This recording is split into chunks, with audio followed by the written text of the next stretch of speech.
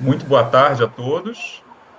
Estamos iniciando formalmente a nossa segunda sessão do ciclo de lives Brasil, Reflexões e Análises Históricas. É uma iniciativa do Instituto de História da UFRJ. Hoje com o tema Memórias da Ditadura Militar no Brasil Polarizado, Usos e Abusos. Inicialmente, a gente gostaria de apresentar o evento, que é um ciclo de 8 lives que serão transmitidas desde a semana passada, quando a gente teve a primeira sessão, falando sobre estudar história no Brasil polarizado, até o dia 6 de agosto, e teremos nesse meio tempo 8 sessões com diferentes docentes dos quadros do Instituto de História da UFRJ, com diversos assuntos. A programação completa vocês conseguem ver aqui mesmo, na página onde vocês estão assistindo. Essa transmissão está sendo feita para a página do Instituto de História no Facebook e também no canal do YouTube do evento, Brasil, Reflexões e Análises Históricas. E mais tarde, concluída a live, a transmissão ao vivo, nós vamos fazer o upload, subir o vídeo também para o canal do YouTube do Instituto de História da UFRJ. Vocês estão todos convidados a se inscreverem lá e receberem todas as atualizações da publicação de conteúdo. Esse é uma iniciativa também que visa a compartilhar, um projeto de extensão que visa compartilhar a produção acadêmica com o grande público. E o nosso público-alvo é não apenas os estudantes da própria UFRJ, e de outras universidades que têm interesse pelo assunto, mas, sobretudo, o grande público que gosta de história e que, nesse momento de crise mundial, também está aproveitando um pouco de tempo para aprender, e aprender sobre temas que, no caso da seleção dos temas da nossa live, dizem respeito muito ao momento que estamos todos passando, seja no Brasil em particular, mas também no mundo de maneira geral. Então, eu gostaria de apresentar a vocês a nossa equipe, começando pela minha colega Isabelle Mello. Boa tarde a todos, sejam todos muito bem-vindos. Meu nome é Isabelle Mello, eu sou docente do Instituto de História da UFRJ. Como o Rodrigo mencionou, essa edição é mais um evento, mais uma possibilidade, mais uma participação que compõe ali o nosso projeto de extensão, de divulgação científica, daquilo que é produzido, pensado, pesquisado dentro da universidade, privilegiando aqui o trabalho dos docentes do Instituto de História. Eu acho que será uma tarde muito proveitosa, que todos aproveitem a oportunidade de aprender um pouco mais sobre esse assunto tão importante, tão relevante, pensando ali junto com o professor, junto com todos nós, sobre esse assunto. Agradeço a disponibilidade do Carlos Filho de participar e também a participação das nossas extensionistas, que são incríveis e nos acompanham em todas as etapas de trabalho.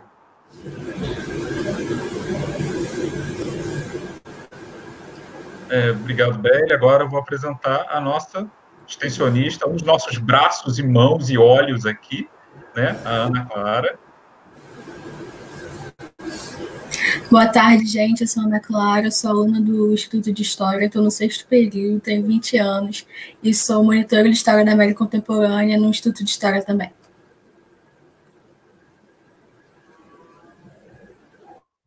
Bom, a Júlia também faz parte da nossa equipe, mas ela teve uma pequena oscilação aqui na sua internet.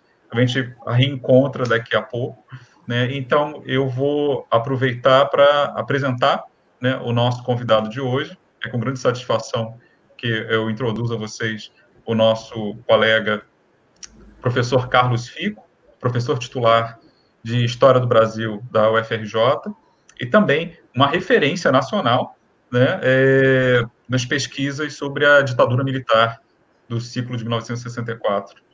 Então, o Fico é autor de diversos livros e artigos sobre o assunto, alguns dos quais a gente vai pôr na tela ao final do nosso evento. E eu gostaria de dizer que a gente vai passar a palavra ao Fico e, após a fala dele, nós teremos um período de perguntas e respostas em que vocês, aqui nessa sessão de comentários que vocês estão fazendo aí no site que vocês estão acessando agora, vocês podem fazer qualquer tipo de pergunta a respeito do assunto e queiram ao nosso convidado. Se forem muitas, a gente vai ter que fazer uma seleção, né? Mas sempre que possível a gente vai agregar, né, as perguntas por tema. Então, aquelas que forem parecidas, a gente junta tudo numa só, e elas serão selecionadas aqui pela nossa equipe, e fiquem completamente à vontade para fazê-las, né? Você não precisa ser acadêmico de história, nem professor para fazê-las. A ideia aqui é realmente falar para todo mundo. Então, se você nunca estudou ditadura militar na sua vida, mas você quer tirar uma dúvida, fique à vontade. Esse evento também é para todos mesmo. Faz parte dos atributos, né, da Universidade Pública do Brasil para democratizar ao máximo. Ainda mais em um momento como esse, estamos todos com dificuldade de deslocamento e acesso, né, de chegar ao grande público, que, afinal de contas, é quem financia e banca o nosso trabalho. Então, esse é uma das muitas formas de tentar um retorno para a sociedade. Então, eu passo a palavra agora, o bolo aqui na tela, para o nosso colega, o professor titular Carlos Fico.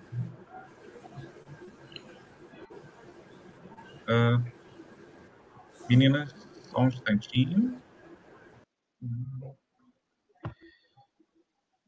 Bom, Carlos, é um prazer te ter aqui com a gente, mais uma vez.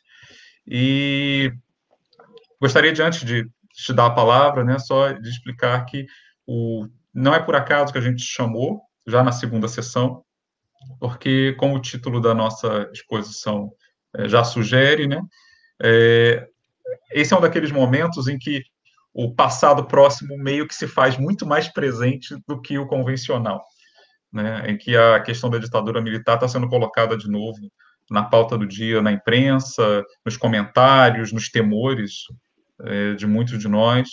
Então,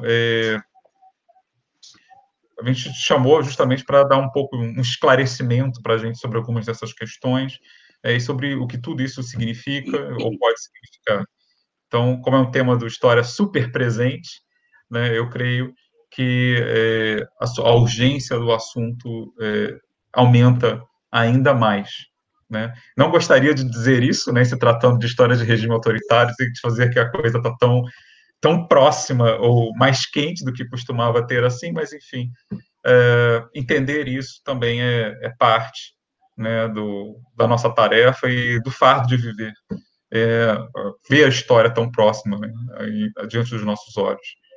Então, eu te agradeço em nome de toda a equipe, mais uma vez, como a Beli já fez, e te passo a palavra para falar, então, sobre o nosso tema de hoje, que é a memória da ditadura militar no Brasil polarizado, usos e abusos. Com vocês, Carlos Fico. Obrigado, Rodrigo. Muito obrigado também, Isabelle, as meninas da equipe, Júlia e Ana. É um prazer estar aqui com vocês nessa atividade nossos colegas do Instituto de História da UFRJ.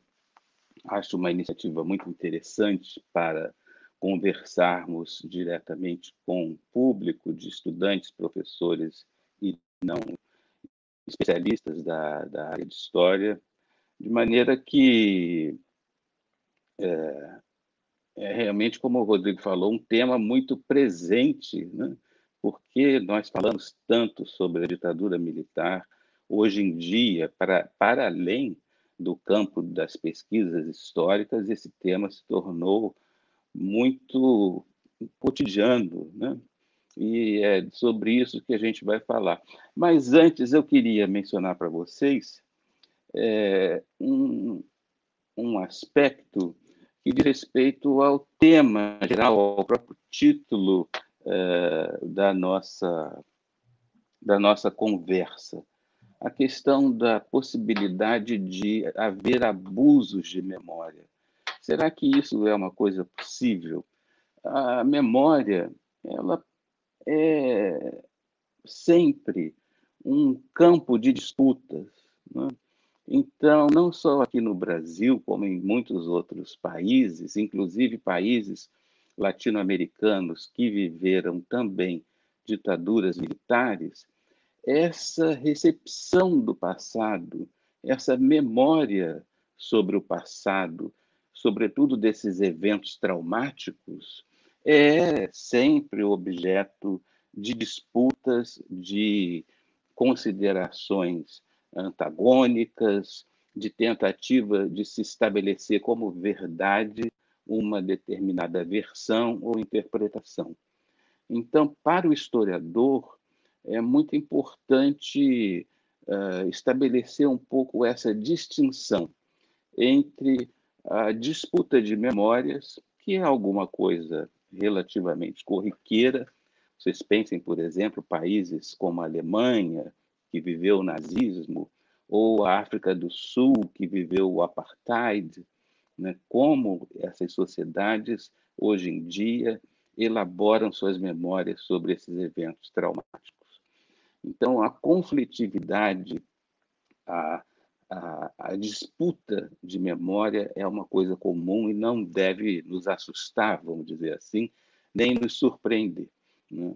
E outra coisa que também é uma preliminar, antes propriamente de eu falar dessa memória que nós temos no Brasil daquele período, eu acho que vale a pena mencionar o seguinte: nós, historiadores, pesquisadores da área de história, sobretudo essa história mais recente, que é uma especialidade que nós chamamos de história do tempo presente, nós, há 20, 30 anos, temos investido muito nas pesquisas sobre a memória.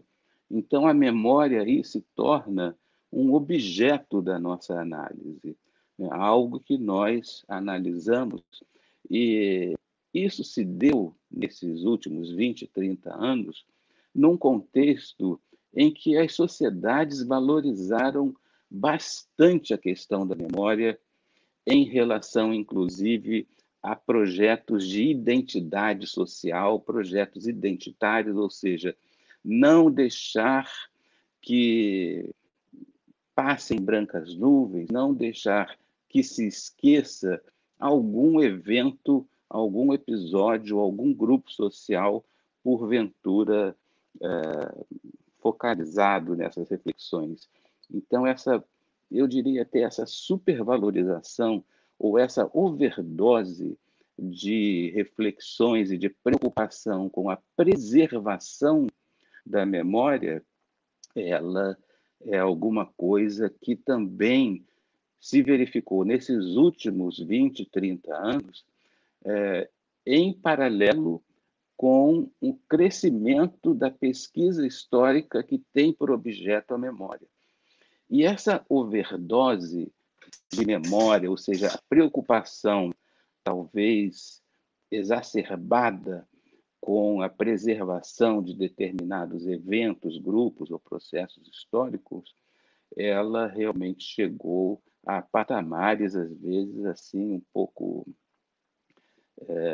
curiosos, né? Eu me lembro, por exemplo, quando houve o ataque às Torres Gêmeas, aquele atentado terrorista de 11 de setembro, desculpem, eu creio que na semana seguinte já havia surgido uma associação de vítimas que buscavam preservar para que aquilo não fosse esquecido, para que aquele evento não fosse esquecido, como se fosse possível esquecermos uma coisa tão aterroradora e tão grandiosa como foram aqueles atentados. Então, é um pouco sobre também essa preocupação, por vezes superdimensionada, com a memória e com a preservação da memória, que o nosso tema transita. Então, vocês veem, há a questão da memória ser um campo de disputas, há a questão da memória ser um objeto da análise histórica, há também a questão dessa preocupação. Hoje em dia está arrefecida essa preocupação exagerada com a memória que eu mencionei. E outro aspecto preliminar é o que também está no nosso título, é o da polarização. nós estaremos vivendo, nos dias de hoje, uma sociedade, né, polarizada, vamos dizer, dividida entre polos antagônicos, que seriam possivelmente a direita e setores progressistas, o governo de extrema-direita que está no poder hoje em dia, e aqueles que foram derrotados ou que estão atemorizados com esse governo. Essa ideia da polarização, ela também, às vezes, me preocupa um pouco, porque ela não deixa de ser corriqueira em países que têm o regime presidencialista e que passam por eleições muito acirradas, né? Então, eu me lembro de inúmeras eleições aqui no Brasil, nos Estados Unidos e outros lugares, e no final da eleição vem sempre essa análise, em geral, da imprensa, de que o país sai da eleição dividido, o país sai da eleição polarizado. Bem, mas é claro que não haveria outra maneira de ser quando você tem esse tipo de configuração política, sobretudo em regimes presidencialistas. O que hoje se verifica, talvez, distinto de polarização, talvez seja a visibilidade bastante grande de antagonismos sociais que sempre estiveram presentes, visibilidade, evidentemente, decorrente das chamadas redes sociais. Então, é preciso que a gente tenha cautela também com essas linguagens, com essas noções que às vezes se tornam relativamente banalizadas e, portanto, não significam nada. Quer dizer, como é possível haver abuso da memória, como é possível, o que significa uma sociedade polarizada. Existe muita diferença entre o que acontece nas redes sociais e aquilo que se verifica na realidade. Então, é preciso ter essas cautelas também. Bom, por que se fala tanto da ditadura militar? Vamos entrar, então, finalmente, no tema propriamente dito dessa disputa de memórias sobre a ditadura militar, que hoje em dia está assim na ordem do dia pelas razões conhecidas, né? Eu creio que um dos fatores que começaram a trazer à tona a questão da ditadura militar como tema corriqueiro para todas as pessoas foram aspectos da chamada justiça de transição. Vocês sabem que justiça de transição é uma modalidade de ação, na verdade nem é do Poder Judiciário, é do Poder Executivo, mas é uma modalidade de ação que pretende, de alguma maneira, reparar aquelas pessoas que foram vítimas de violações de direitos humanos, no caso aqui do Brasil, durante a ditadura militar. Então, existem vários tipos de reparações que essa chamada justiça de transição pratica. Uma delas é a anistia, né? A extensão da anistia ou de indenizações a vítimas de maus tratos, tortura, etc. e tal.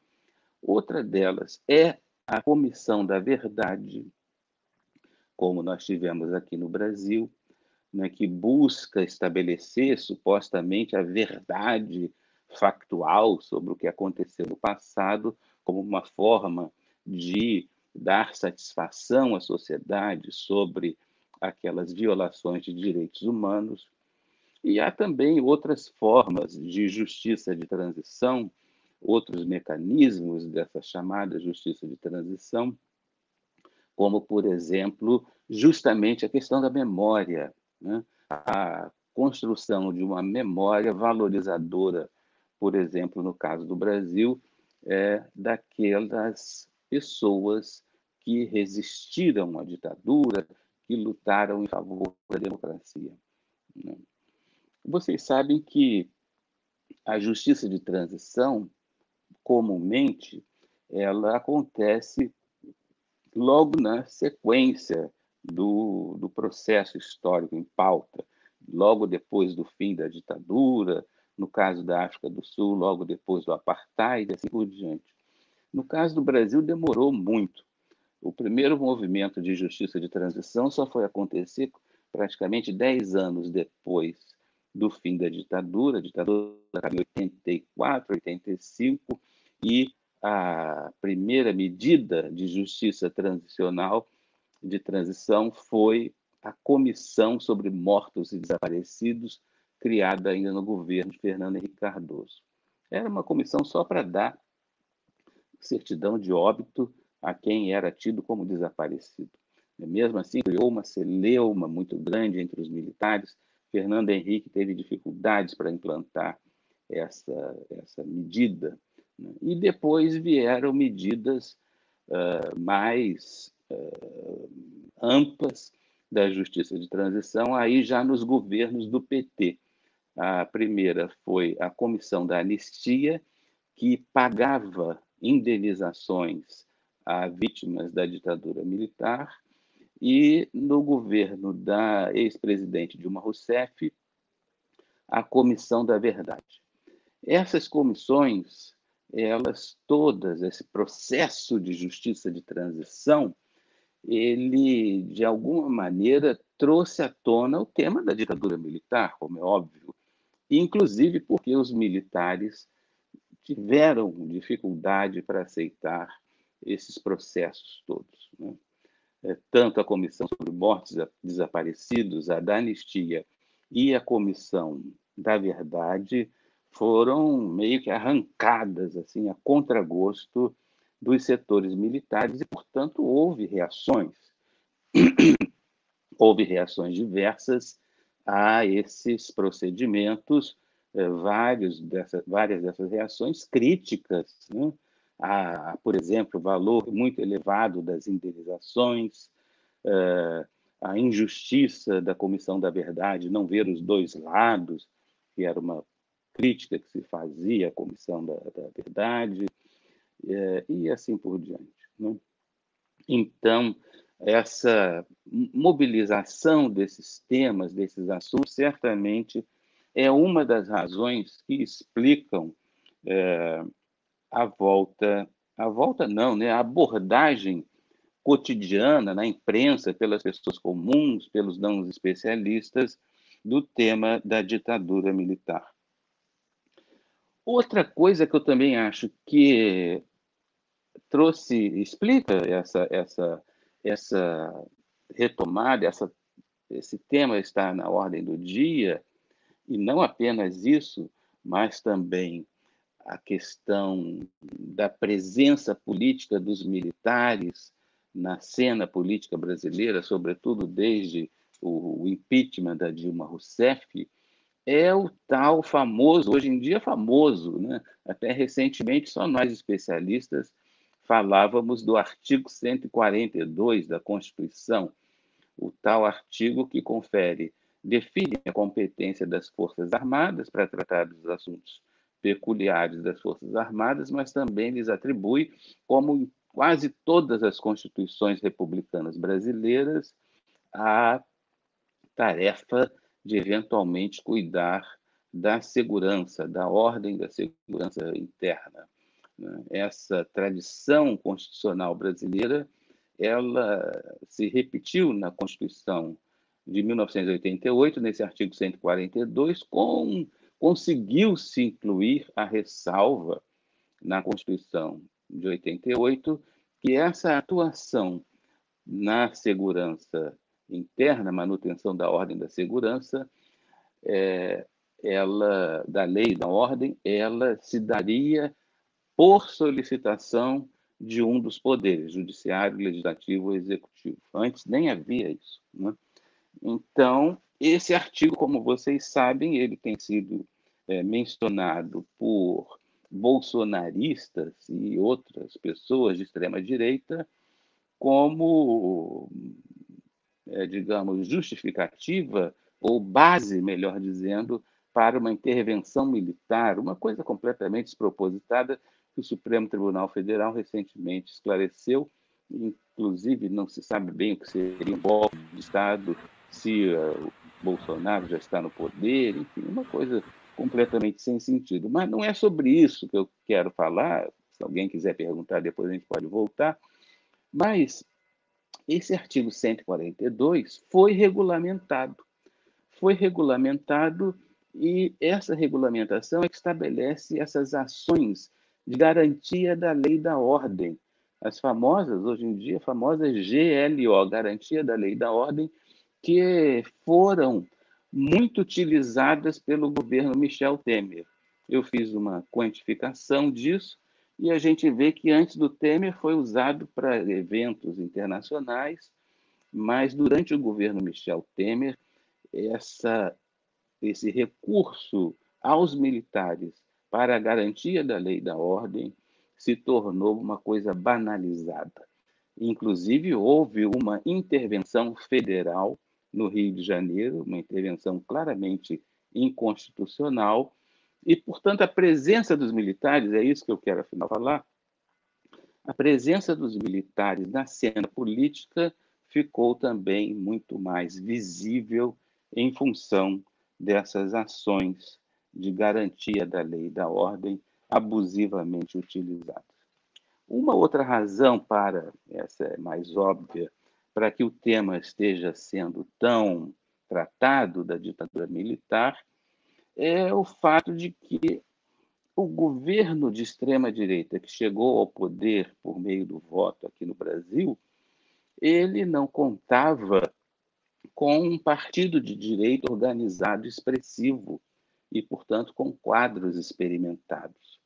Então, eu tenho dito isso aos jornais, quer dizer, fosse qual fosse a pessoa eleita num governo de extrema-direita aqui no Brasil, mesmo que civil, ela acabaria recorrendo aos militares. Por quê?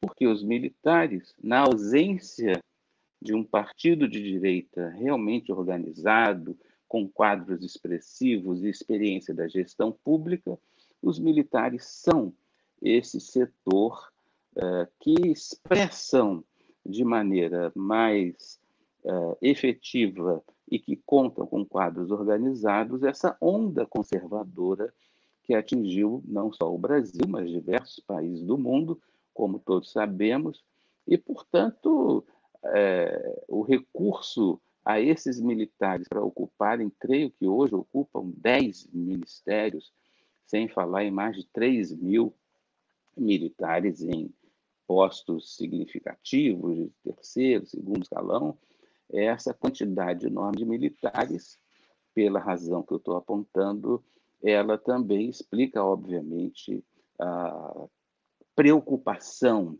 que muitos têm tido com uma eventual militarização do governo, com o risco de um golpe de Estado, um golpe militar, em função não só do perfil propriamente militar desse governo, mas, é claro, da tradição de autoritarismo que, infelizmente, marca os militares aqui no Brasil. Então, essa é mais uma razão para nós estarmos falando tanto de ditadura militar aqui no Brasil.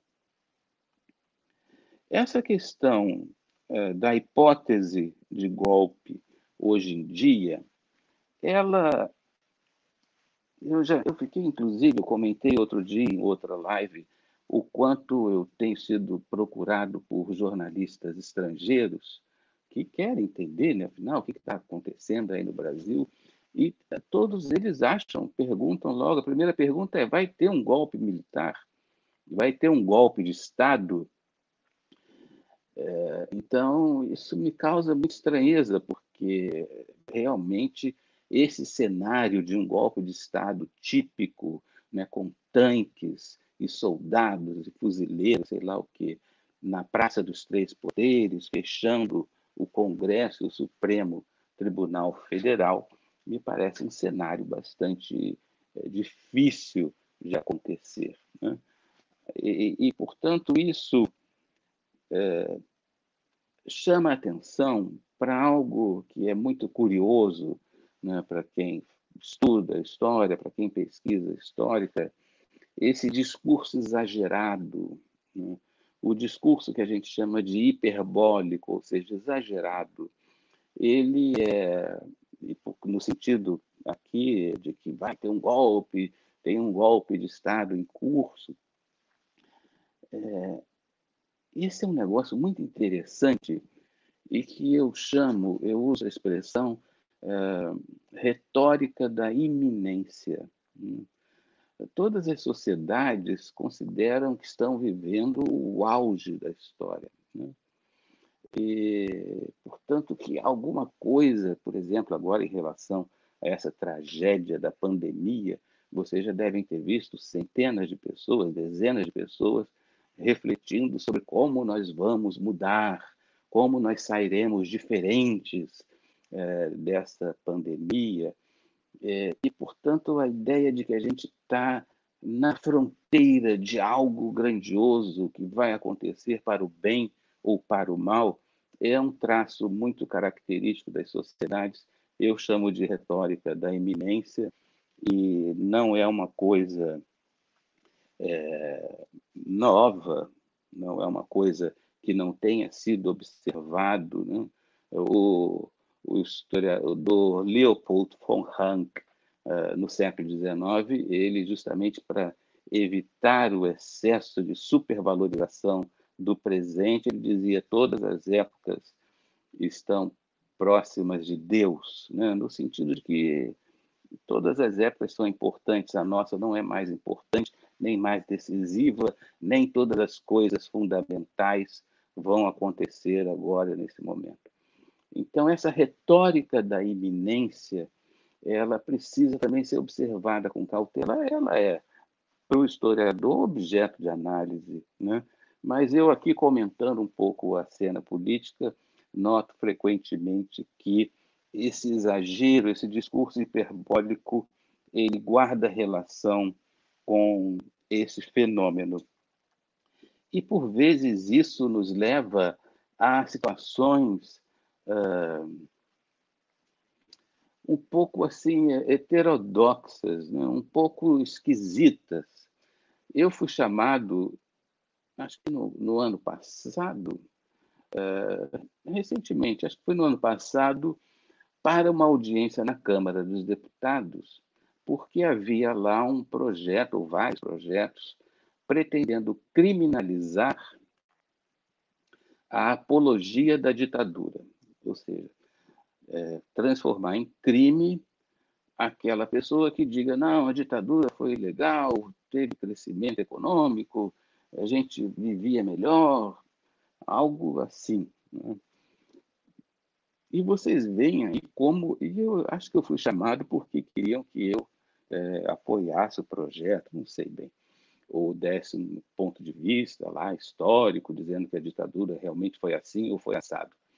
Vocês veem como isso é uma coisa complexa para o historiador, né? Estabelecer como perito uma verdade sobre os fatos, né? Isso é alguma coisa muito perigosa. E também nós não podemos confundir, foi o que eu disse lá na audiência na Câmara, a expressão de um ponto de vista que nos pareça equivocado ou mesmo tolo com o crime, né?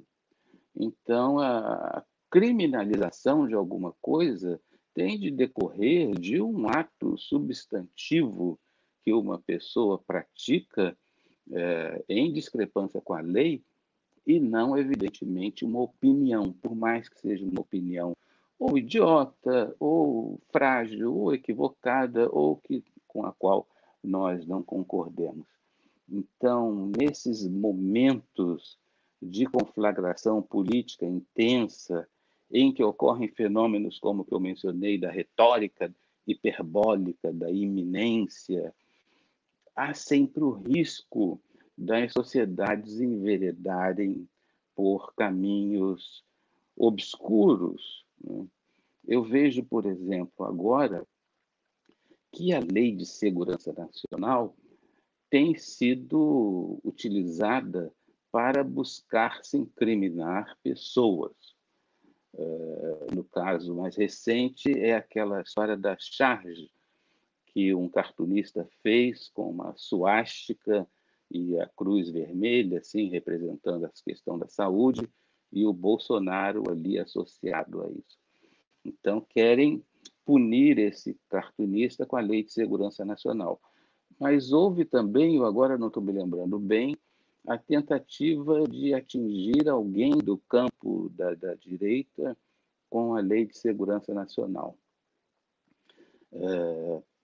E a Lei de Segurança Nacional essa aí nem é memória, é realmente um entulho da ditadura militar que está aí até hoje. A Lei de Segurança Nacional, embora houvesse Lei de Segurança Nacional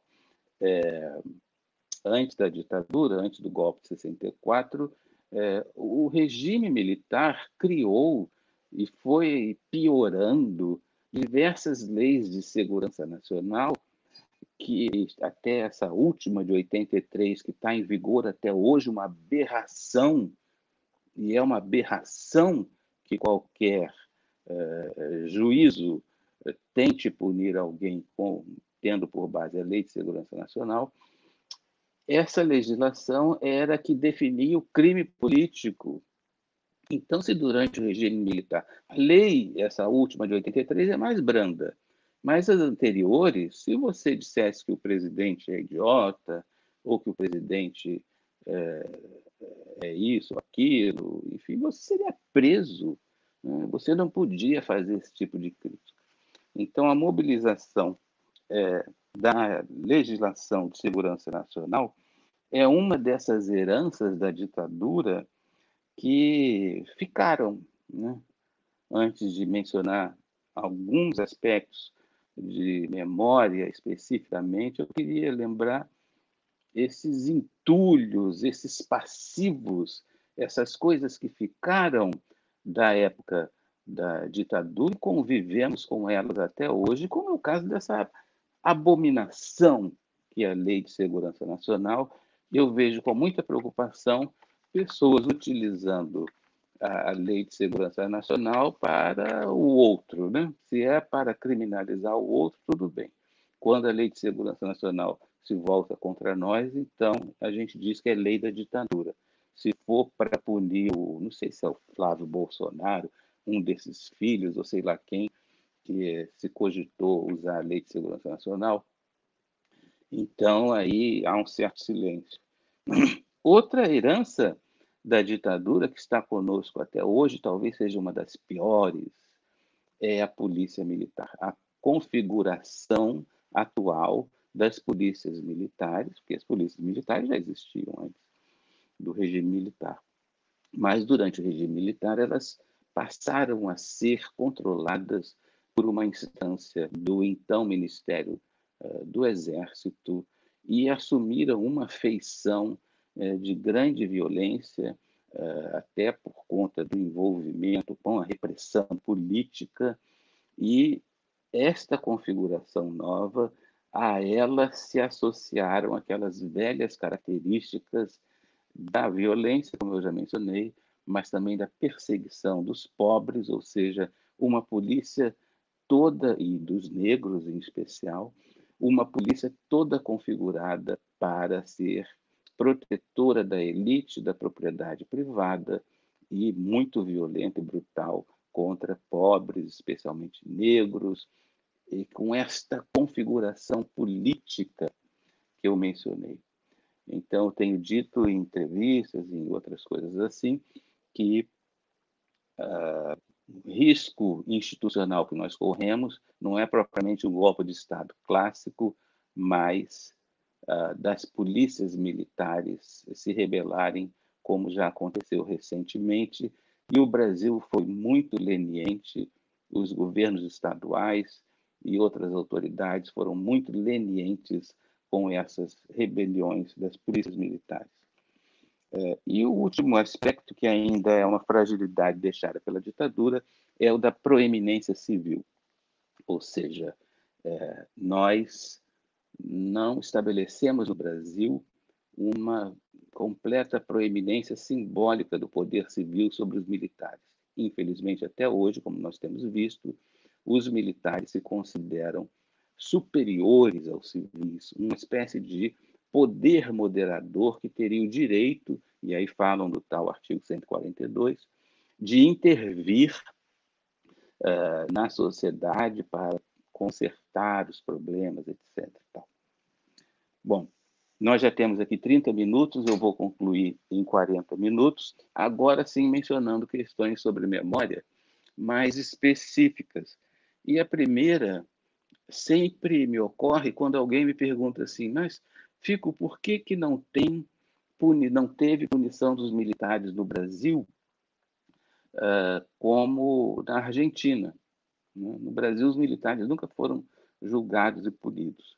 Bem, essa é uma questão interessante, porque a ditadura militar, ela, no Brasil, ela não teve a visibilidade da violência, e eu estou falando de tortura, de mortes, de tiroteios, que houve na Argentina. Então, essa grande visibilidade da violência na Argentina não ocorreu aqui. Não ocorreu aqui por quê? Porque os militares eles buscavam ocultar ao máximo a violência, a repressão, por meio, sobretudo, da censura. Os jornais não podiam publicar detalhes, e também da propaganda política. A propaganda política do regime militar encobria essa violência e dizia que nós estávamos no melhor dos mundos, o Brasil era um país do futuro, ganhava a Copa do Mundo e teve o milagre brasileiro com crescimento econômico. Então, a propaganda e a censura encobriam a violência. E, portanto, aqui, ao contrário da Argentina, não se constituiu uma memória traumática, mas uma espécie de branco, porque lá na Argentina, diante de tão óbvia violência, inclusive a violência da esquerda, da luta armada também, esse trauma se constituiu. Então, o que explica não ter havido a criminalização dos torturadores, por exemplo, aqui no Brasil, em grande medida é esta invisibilidade da violência, né? E por isso eu sempre achei que a Comissão da Verdade perdeu uma grande oportunidade de mostrar para os brasileiros que muitos foram vítimas e nem sabem, né? Porque vocês sabem que a Comissão da Verdade ficou cingida àqueles casos emblemáticos, marcantes da ditadura militar, e não abordou esse problema de que pessoas comuns foram perseguidas também, mesmo quem não tinha nada a ver com esquerda nem com luta armada. Então, aqui não se constituiu essa memória traumática, se constituiu mais um sentimento de frustração por parte da esquerda, justamente por não ter havido uma ruptura clara entre a ditadura e a democracia. Na Argentina, por exemplo, houve a Guerra das Malvinas, houve o julgamento das juntas militares, uma quebra, uma ruptura. Aqui não. Quem assumiu o primeiro presidente civil era um líder político do regime militar até pouco tempo antes, né, o José Sarney. E várias pessoas que estavam na ditadura militar transitaram para postos políticos no regime democrático. Então, a ausência de uma ruptura é o elemento que explica essa frustração. E isso que eu falei como crítica à Comissão da Verdade é importante porque esse aspecto do confronto entre repressão política e a luta armada da esquerda chamada revolucionária se tornou o fato emblemático do regime militar, né?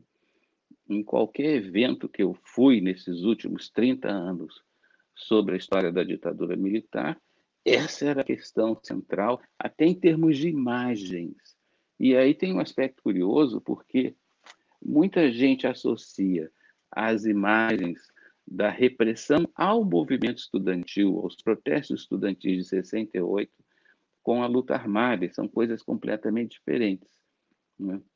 mas naquela época as fotografias dos protestos estudantis de 1968 sendo reprimidos pela polícia militar ganharam as páginas dos jornais e são o registro que existem desse confronto, que, no entanto, no caso dos estudantes, não era luta armada. Mas é o que ficou. Então, qualquer evento que eu vá, que vocês forem, vocês vão ver essas mesmas imagens. O que eleva esse fato, repressão versus luta armada, a um patamar de evento explicador emblemático da história da ditadura militar, mas isso não é verdade, porque a própria luta armada no Brasil não foi muito expressiva. E muitas outras coisas aconteceram, uma das quais foi o apoio de setores da sociedade ao golpe de 64 e à própria ditadura. Quando a gente vê o passado apenas com esse olhar, vamos dizer assim, heroicizante, né, de grupos que resistiram a uma repressão brutal, a gente oculta, de algum modo, esse aspecto essencial, que é o de ter a vida apoio, já que nada se sustenta assim no vazio. Nenhuma ditadura fica tantos anos no poder se não houver alguma base de sustentação e apoio. Então, esse é um dos aspectos, né, que eu acho importantes e que geram muito conflito de memória. Um dos quais é a discussão sobre, por exemplo, quando eu entrevistei pessoas das Forças Armadas, militares, né? Quando entrevistei militares, eles sempre me diziam o seguinte: professor, mas nós só optamos pelo AI-5, o AI-5 é o tal decreto que radicalizou a ditadura. Nós só optamos pelo AI-5 porque havia luta armada. E quando a gente conversa com ex-militantes da esquerda, chamada revolucionária, eles dizem: não, nós só optamos pela luta armada por conta do AI-5. Nenhuma coisa nem outra é verdade, mas vocês veem aí um exemplo bastante claro de disputa de memória, né? Eu tenho pesquisado agora, esses últimos meses, os julgamentos de crimes políticos no Superior Tribunal Militar. E é muito interessante ver esses julgamentos, porque ali também se coloca uma questão de memória. Nos julgamentos mais antigos, dessa época de conflagração, que vai mais ou menos de 68 a 74, há uma radicalidade punitiva por parte dos juízes do Superior Tribunal Militar. Condenam tudo, condenam qualquer um.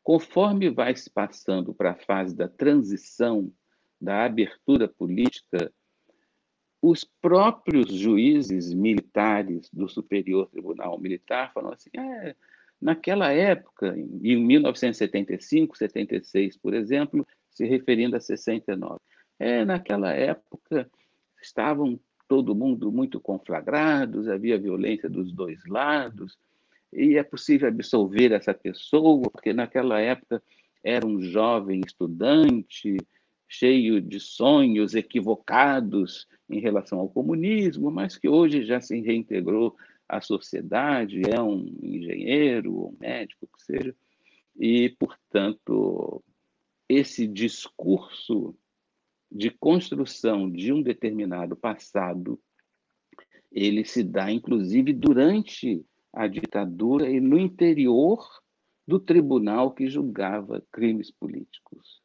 Ou seja, a elaboração do passado como uma memória palatável, uma memória confortável, é frequente, obviamente, inclusive durante o processo histórico. E isso se dá sempre num campo de disputas ou num campo de adequação dos processos ao cotidiano. Então, uma das questões mais polêmicas sempre é a da violência. como que a repressão, os militares, por exemplo, se relacionam com o problema da repressão, da tortura, dos assassinatos, de uma maneira muito complicada, muito conflitiva. Como que os ex-militantes que lutaram pela luta armada se relacionam com o fato de terem optado pela luta armada? De uma maneira também muito complicada, muito conflitiva. Então, nós, historiadores, que analisamos esse tipo de processo delicado, de temas tabu, temos de ter muito cuidado e uma busca frequente de objetividade para lidar com eles, porque o campo da memória é sempre um campo em disputa, é sempre um campo em elaboração e reelaboração, como a gente vê agora frequentemente no caso das leituras que se fazem sobre a ditadura militar, e, portanto, é uma tarefa histórica muito complexa, mas, ao mesmo tempo, também é muito interessante, porque é ótimo fazer a história desses temas recentes, porque, afinal de contas, a gente vê que ele mobiliza o interesse das pessoas. Eu vou parar por aqui, Rodrigo e Isabelle, para o caso de haver alguma pergunta, também para não cansar demais as pessoas, porque já lá se vão 42 minutos que eu estou falando aqui. Tá bom?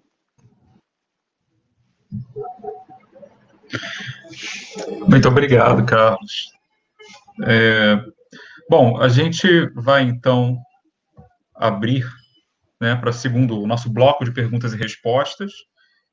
Mas, enquanto isso, enquanto as meninas estão terminando de selecionar as perguntas do público, eu vou aproveitar e tirar uma lasquinha eu mesmo, né, e propor, na abertura, uma pergunta. Como você bem mostrou na sua exposição, né, tem diferentes aspectos que essa questão comporta, tanto questões conceituais, como você fez no início no seu prólogo, ao falar da questão dos abusos de memória, né, quanto sobre a factualidade em si relacionada às questões sobre a ditadura, sobre o tema.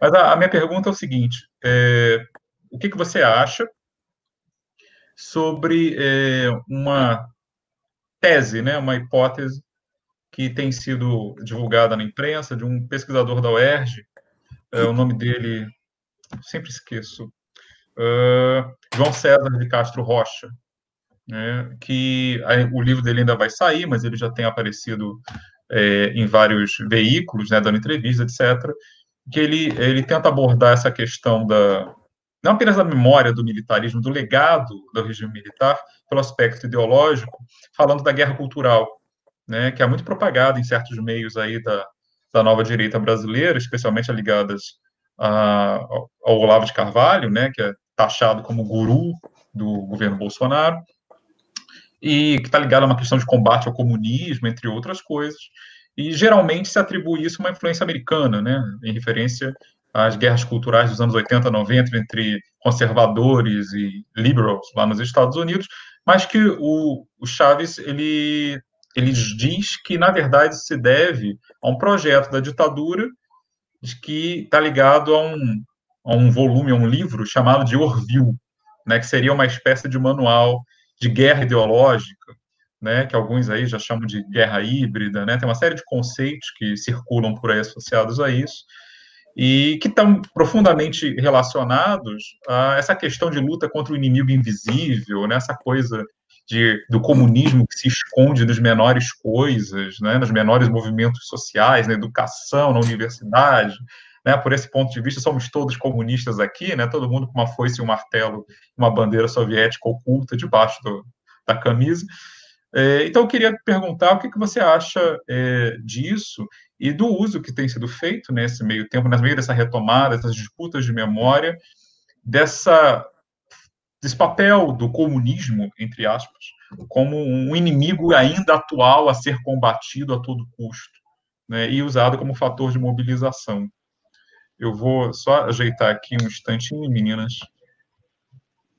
Vou botar o aqui, pronto. Você está me ouvindo bem, Rodrigo? Sim, estou. Ótimo. Olha, o Orville, esse livro, ao contrário, né, ele não teve assim grande importância no contexto histórico que a gente está analisando, não. Realmente não teve impacto, enfim. Agora, a base dessa reflexão, ela é verdadeira, porque desde a implantação da repressão política, estrito sensu, quer dizer, o sistema de espionagem e o sistema DOI-CODE, que fazia as prisões e seguidas de regra geral de tortura e frequentemente de morte, isso a partir, portanto, de 69, que se constituiu nesses setores, inclusive principalmente nos órgãos de informações que havia em todas as autarquias, todas as estatais, universidades, etc., havia um órgão de informações que ficavam trocando papéis, né, informações sigilosas, secretas, etc., para incriminar as pessoas. E uma das constantes desses analistas de informações era muito curioso, inclusive, mas era a ligação dos fenômenos culturais e comportamentais com o comunismo. Porque a gente percebe, né, 68, 69, 70, são anos de grandes transformações no comportamento, nos costumes, boa parte dessas transformações motivadas pelo feminismo, pela pílula anticoncepcional, mas também pelo rock, pelo pacifismo, por uma série de protestos sociais, movimento dos negros. Então, os militares brasileiros entendiam que várias dessas coisas eram porta de entrada para o comunismo. Então, o homossexualismo, as drogas, o rock and roll, e, enfim, tudo isso, o feminismo, tudo isso seriam portas de entrada para o comunismo. Eu não sei exatamente como que eles faziam, quer dizer, até sei, mas, enfim, é difícil perceber qualquer lógica ou racionalidade na articulação entre uma coisa e outra, mas essas transformações no costume vocês veem, dizem todas elas respeito a aspectos que ainda hoje estão presentes no imaginário político de viés fortemente reacionário da extrema-direita, né? A condenação de práticas sexuais que eles não concordem que sejam corretas, o uso de drogas, a questão do racismo, a homofobia, tudo isso está presente nos documentos dos sistemas de espionagem. Então, eu acho que o caso aí não é exatamente do Orville, mas desse ethos reacionário, porque é uma época não só de repressão política da ditadura militar brasileira, mas também de repressão a essas transformações que eram levadas a cabo, sobretudo, pela juventude e pelas mulheres, e pelo movimento negro, pelo movimento gay, e assim por diante. Então, são pautas que há muito tempo são mobilizadas pela direita e pela extrema direita, sobretudo.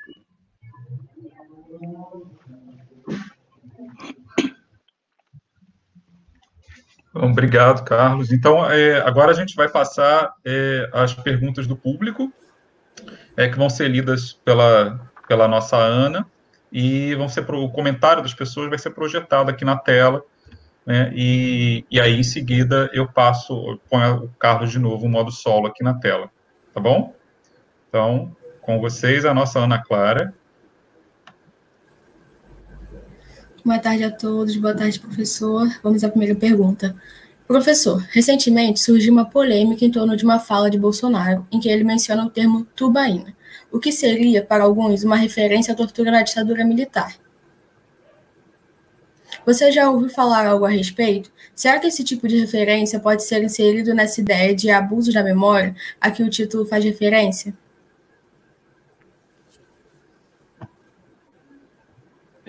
Não, essa expressão, ao contrário de outras que o Bolsonaro já utilizou, não tem relação com expressões usadas durante o período do regime militar para designar tortura. Eu acho que ele fala umas coisas, às vezes, disparatadas, e essa é uma delas. No entanto, ele, mais de uma vez, ele e um desses filhos aí, já utilizaram mais de uma vez a expressão como é, meu Deus, ponta da praia, se eu não me engano é isso, que aí sim é referência a um lugar aqui no estado do Rio de Janeiro em que se praticava tortura, né? E mesmo aparentemente se deixavam pessoas assassinadas lá. Então, essa expressão tubaína, não, ela não era utilizada na época e não se refere à tortura. Ok. Vamos à próxima pergunta. Excelente evento. Gostaria de perguntar a respeito de militares que se posicionaram contra o golpe e a ditadura. Como se dá essa disputa pela memória no interior das instituições militares? Rodrigo, os militares que eram contra a ditadura foram presos, né? Foram presos, foram punidos, perderam seus postos. Inclusive, agora, recentemente, o Supremo Tribunal Federal, numa decisão apertada e, a meu ver, extremamente legalista, cancelou a anistia que havia sido dada a cabos que se posicionaram contrariamente ao regime militar. Então, vários desses militares foram presos e punidos e, portanto, num certo momento, e até hoje, não houve nem a possibilidade de se deles tentarem uma disputa de memória. Não houve, porque foram simplesmente defenestrados da vida militar e, nesse ambiente militar, a disputa de memória, evidentemente, não ocorre, se é que ocorre, da mesma maneira que acontece num ambiente de maior liberdade.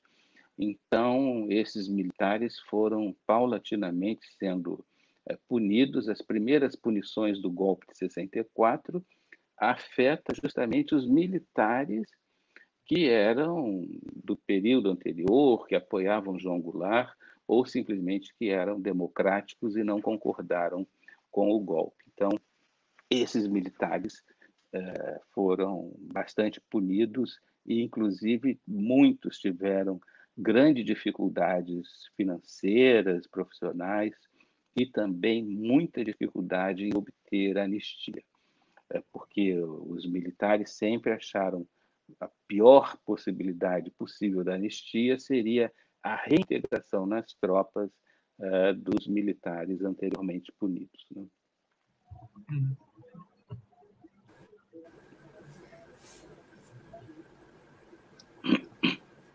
Professor Fico, como a atuação dos militares como Geisel e Golbery durante o processo de abertura política influencia a posição confortável em que os militares se encontram hoje na política nacional? Oi, Andrei. O Geisel e o Golbery, eles foram essenciais, junto com outros personagens, como Petrônio Portela, no delineamento da transição, né? E da transição, saída da ditadura e ida para a democracia. Então, foram eles, Geisel, Golbery, Petrônio Portela, que estabeleceram todas aquelas etapas do longuíssimo processo de transição para a democracia. Então, começou lá em 74, no governo do Geisel, e vai se estender até o fim da ditadura, passando pelo fim do AI-5 e substituição do AI-5 pelo estado de emergência e medida de emergência, depois pela anistia, depois pelo fim do bipartidarismo, depois pela ampliação do mandato do Figueiredo, último general-presidente, para 6 anos, depois a imposição das eleições indiretas, apesar da campanha das diretas já. Então, foi um longo processo e o principal objetivo era impedir que os militares fossem punidos, o que se chamava de revanchismo, ou seja, tudo bem, vamos deixar haver um presidente civil, mas a anistia de 79 perdoou não só os chamados crimes políticos, os presos políticos, mas também perdoou os próprios torturadores. Então, no Brasil, como todo mundo sabe, os militares nunca foram punidos. Eu acho que essa ausência de uma ruptura, a ausência de enfrentamento desse passado, explica por que no Brasil nós não temos ainda uma forte proeminência simbólica do poder civil. Eu digo simbólica, né, porque quem tem as armas sempre está muito proeminente. Mas você não vê em qualquer outro país democrático os militares se arvorando em guardiões, tutelando a sociedade, como volta e meia acontece aqui no Brasil, e fica todo mundo perguntando o que os generais estão pensando, será que vai ter golpe de Estado? Toda essa maluquice que a gente vive hoje aqui no Brasil. Então, o processo, o modelo de transição criado por Geisel, Golbery e poucos outros, tem responsabilidade nessa evidência que a mim me parece de não haver no Brasil uma proeminência indiscutível do poder civil.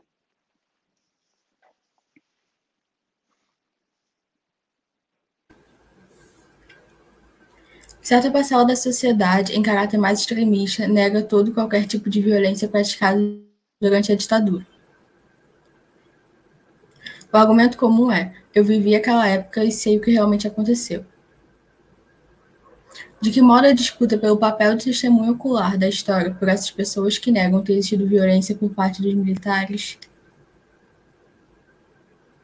procura fragilizar o ensino e as pesquisas históricas sobre o tema e mesmo fragiliza e minimiza as vítimas que foram torturadas nesse período. Como eu disse antes, aqui no Brasil a violência não teve a visibilidade que teve como países como a Argentina, né? Na Argentina as coisas eram uma loucura, realmente. Havia assassinatos nas ruas, cadáveres, tiroteios e da repressão, e a luta armada também, a esquerda revolucionária fazia justiciamentos, matava militares e publicava nos jornais. Era uma coisa de louco. Aqui no Brasil, como eu disse, essa repressão foi ocultada pela censura, pela propaganda. Os militares, eles evitavam de todo modo que isso viesse a público. Então, as pessoas que viviam aquela época, porque vejam, esse auge da repressão, que vai de 69 a 1974, corresponde também ao chamado milagre brasileiro, ou seja, o período em que, por conta de uma série de aspectos, inclusive cenário internacional favorável, o Brasil crescia a taxas enormes, o PIB ia 10%, 11%, 12%, 13%. Né? Portanto, as pessoas estavam lá comprando geladeira, fogão, carro, e até casa própria, e salários, empregos abundantes, e com a censura e a propaganda, isso no auge da repressão. Portanto, muita gente, e é por isso que tanta gente hoje em dia acha naquela época era melhor, mas é claro, não sabe o que estava acontecendo e não tem noção da brutal violência que havia, não só essa típica contra a esquerda, mas a violência de você ser espionado diariamente, cotidianamente, por exemplo, funcionários públicos, que não tinham, vários dos quais não tinham nada a ver com esquerda, foram prejudicados e não sabem até hoje. Foram prejudicados porque, por exemplo, foram impedidos de assumir uma posição, um cargo qualquer, porque eram dados como comunistas, esquerdistas, mesmo que não fossem. Então, a ausência de visibilidade da violência explica essa memória que muitos têm de uma época melhor, patriótica, sem corrupção, como se não houvesse corrupção naquela época, sem violência. Então, é compreensível, né, que haja essa memória, e justamente o papel da história, do historiador, do professor, é muito complicado, muito difícil em estabelecer com mais objetividade o processo histórico daquela época, que foi muito violento, foi muito repressivo, foi com muita corrupção, né?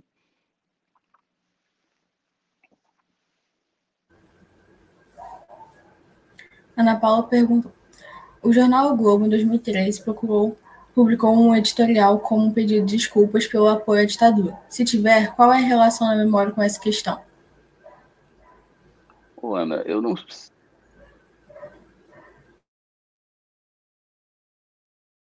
E se reconfigurar, né? Como eu disse antes, vários atores no sentido de sujeitos históricos que apoiaram a ditadura militar e participaram, inclusive, da ditadura militar, com o fim do regime militar, tiveram de se reinserir na sociedade, né? Então, esse processo, veja que é um longo processo vivido pela Rede Globo, desde o fim da ditadura até esse editorial que você menciona, demorou bastante, né? Até que eles admitissem esse erro. Inclusive, a Rede Globo, eu estudei muito a censura, os documentos da censura, e é engraçado o processo da Rede Globo, porque o telejornalismo, né, o Jornal Nacional, por exemplo, ele não era censurado porque apoiava.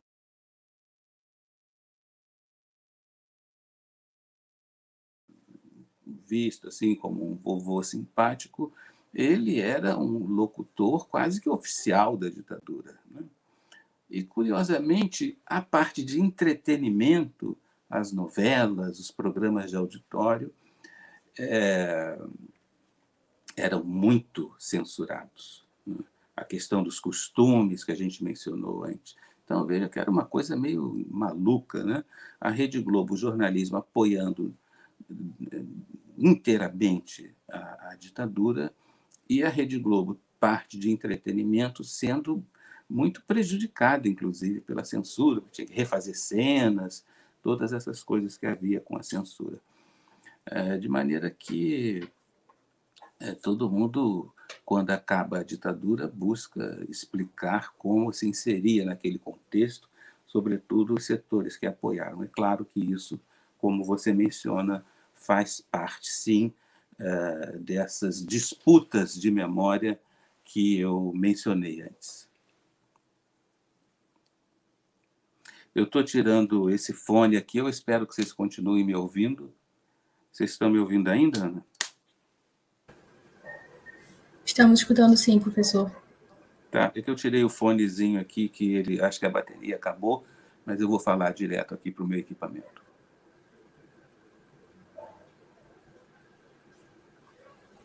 Pedro perguntou: considerando que o vice-presidente é militar e que existe possibilidade do afastamento do presidente, o que esperar de um governo liderado por um militar de fato, ainda que da reserva? Porque o Jair Bolsonaro não é um militar de fato da reserva.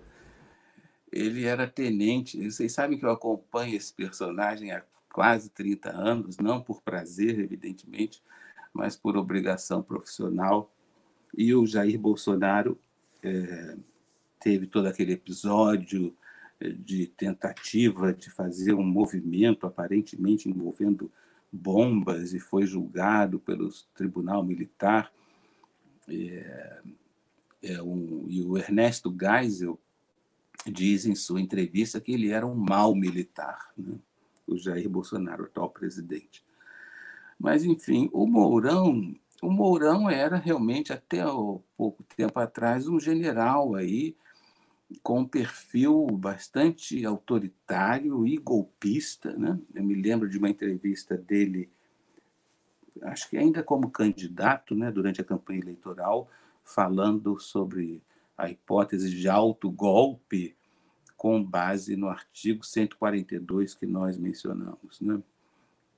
Então,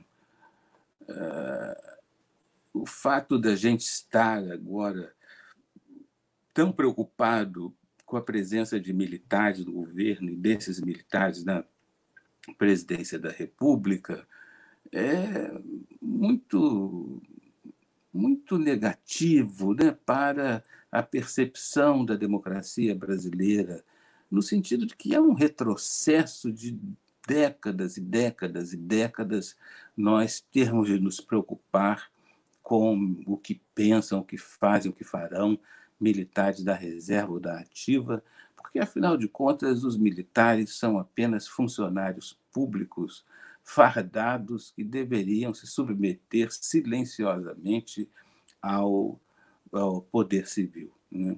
Os militares da ativa têm feito isso. Recentemente, o jornal Estadão, Estado de São Paulo, fez uma matéria mostrando os generais que têm comando de tropas, né? Comandantes das grandes unidades militares, generais, almirantes e brigadeiros. E se vocês lerem essa reportagem, vocês vão perceber que são todos eles generais, brigadeiros e almirantes bastante discretos, que não falam sobre política e que estão submetidos a esse longo processo que vem desde a criação do Ministério da Defesa, de uma presença, digamos assim, apenas profissional, né, dos militares na cena política. Então, é um grande retrocesso que nós estejamos preocupados ou discutindo essas hipóteses absurdas de golpe militar, por exemplo, justamente numa etapa que a gente vinha constituindo com grande dificuldade, mas vinha constituindo, sobretudo com a criação do Ministério da Defesa, a discussão da política nacional de defesa, ou seja, as questões propriamente profissionais que os militares têm de encarar e não esse proselitismo político que, sobretudo, os generais de reserva têm feito.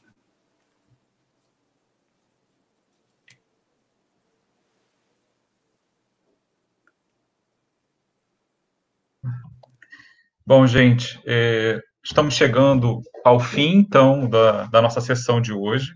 Mais uma vez, eu quero agradecer ao FICO pela exposição brilhante, né, e extremamente informativa, né, de um assunto que, afinal, está na ordem do dia, talvez mais do que em muito tempo. Agradeço, FICO, pela generosidade com que nos atendeu, por ter partilhado um pouco do seu tempo e das suas pesquisas com a gente. Quero deixar registrado aqui que o FICO tem um canal no YouTube, né, um canal próprio, www.youtube.com/user.Brasil Recente. Mas se vocês derem uma busca, vocês vão achar rapidinho. As meninas também estão pondo o link aqui na caixa de comentários das transmissões, para quem quiser dar um pulo lá. Eu já dei uma espiada aqui. Tem apenas algumas dezenas de vídeos falando sobre vários assuntos, então o que não falta é material para vocês se aprofundarem. E, ao fim da transmissão, também, a gente vai deixar aqui por uns segundos um slide que nós preparamos com algumas das obras do FICO também, para quem quiser, enfim, ter uma abordagem mais aprofundada, mais demorada no assunto. Lembrando também que, além dos livros, existem também uma quantidade significativa de artigos à disposição aí em vários periódicos e também, né, me corrija se eu estiver errado, mas, se não me engano, na academia.edu você tem um perfil lá também, com alguns artigos, não tem? Eu não uso mais, não atualizo mais aquilo, não, porque dá muito trabalho tudo isso. Dá, tem que ficar atualizando. Mas, enfim, como eu disse no início, fica uma referência nesse assunto, então não é difícil achar um pouco das suas pesquisas, das suas produções por aí.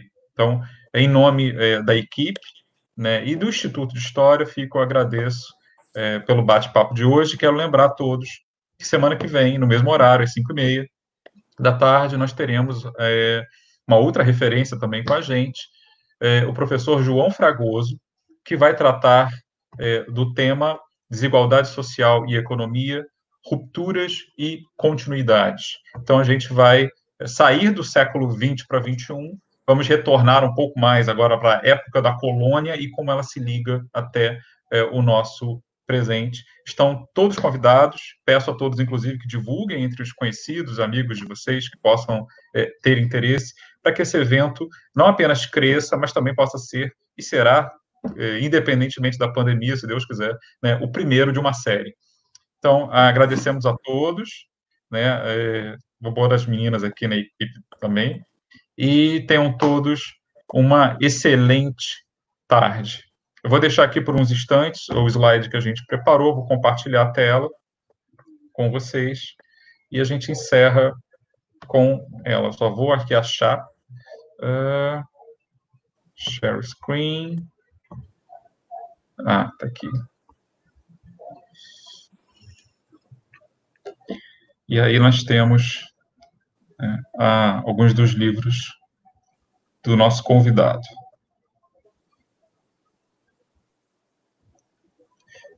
Agora sim, a gente encerra. Uma ótima tarde a todos. Aliás, uma ótima noite e uma ótima semana a todos.